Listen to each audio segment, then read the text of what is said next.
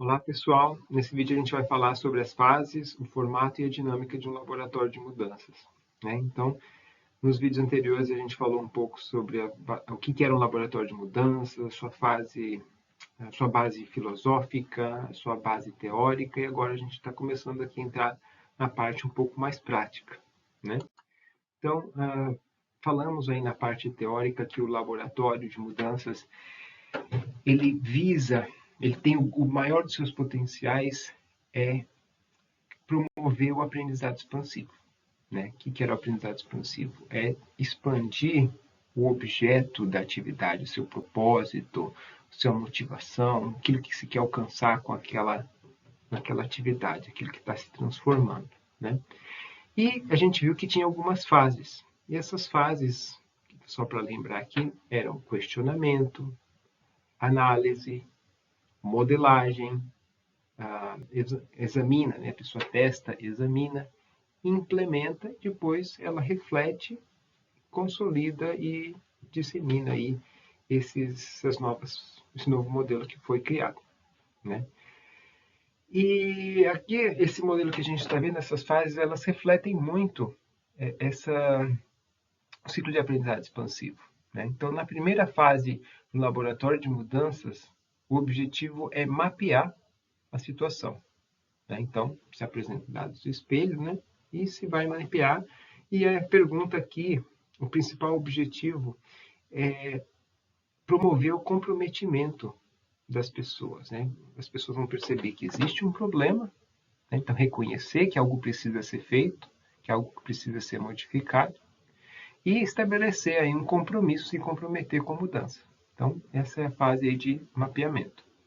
Em seguida, se analisa a situação, né? Então, por que existe esse problema, né? Como que ele surgiu, quais são as suas contradições, aí se apresenta dados de espelho.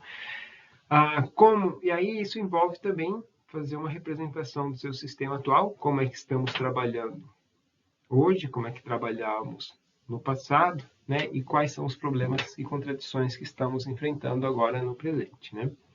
Então, beleza. Então, mapeamos a situação, nos comprometemos com a mudança, em seguida analisamos o que está acontecendo, por que está acontecendo, e depois a gente vai para a fase de criar um novo modelo. Então, como é que nós queremos trabalhar daqui 5, daqui 10 anos na nossa atividade? Tá? Então, se cria um novo modelo que visa resolver as contradições que foram identificadas. Em seguida, se testa esse novo modelo, né? O que pode dar certo, o que pode dar errado, né? Que mudanças que a gente vai querer alcançar e tentar analisar o que pode, de forma mental, o que pode dar certo ou errado.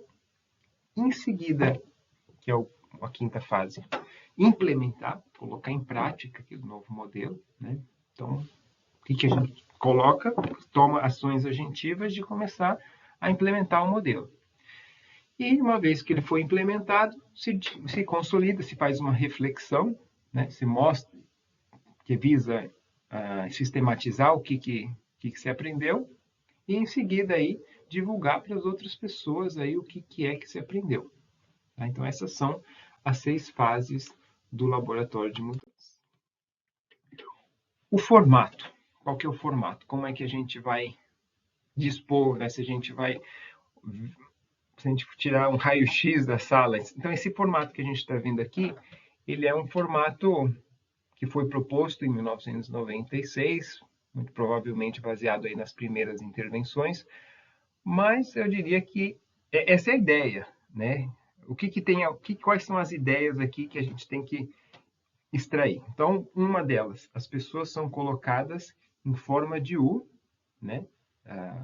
Ou então, às vezes, também em uma mesa, né? No U seria mais um pouco mais retangular, né? Mas a ideia é que elas estão de frente para uma parede onde se colocam os dados de espelho, onde são colocadas as ferramentas, onde são colocados os modelos, etc.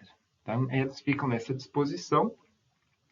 E também se tem aí um projetor para poder colocar dados de vídeos, fotos, etc.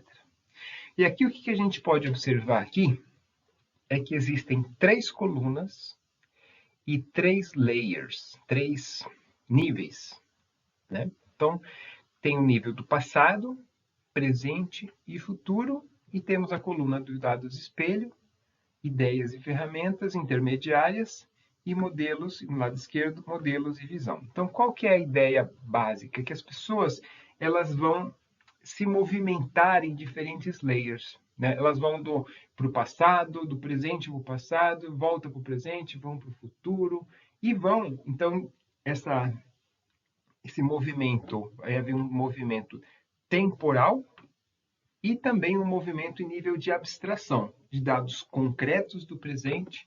A gente vai fazendo abstrações até chegar num modelo mais abstrato, que representa ou pode ser representar o presente, pode representar o passado, o futuro, e depois se volta novamente para o presente, para implementar.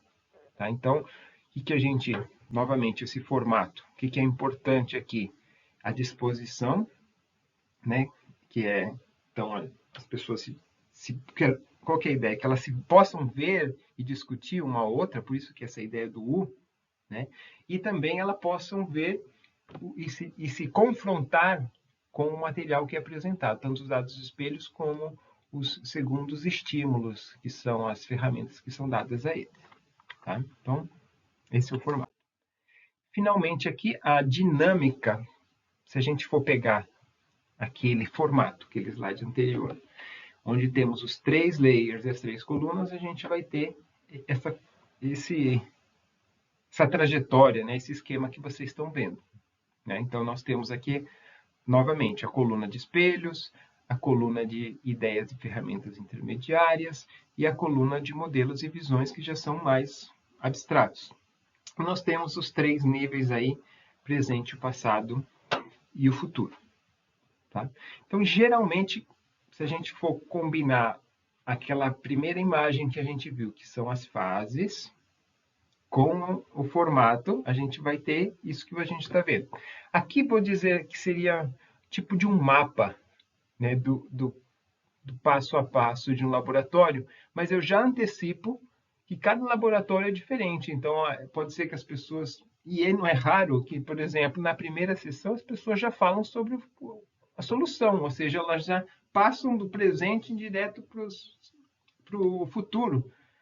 E, obviamente, que a ideia, as pessoas não podem desenhar alguma coisa no futuro se elas não entenderam o presente e o passado. Né? Então, é só para comentar que o processo não é tão linear assim, mas ele é dinâmico e ele varia de caso a caso. Mas é importante identificar essas fases porque é importante que as pessoas passem por elas.